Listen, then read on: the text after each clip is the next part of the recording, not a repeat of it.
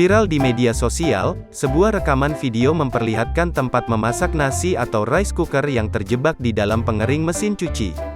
Dalam video yang diunggah oleh akun TikTok @mbatami28, Selasa, tanggal 29 Maret tahun 2022, terlihat pemilik akun telah mengunggah 4 video cara mengeluarkan tempat nasi yang terjebak dalam pengering mesin cuci.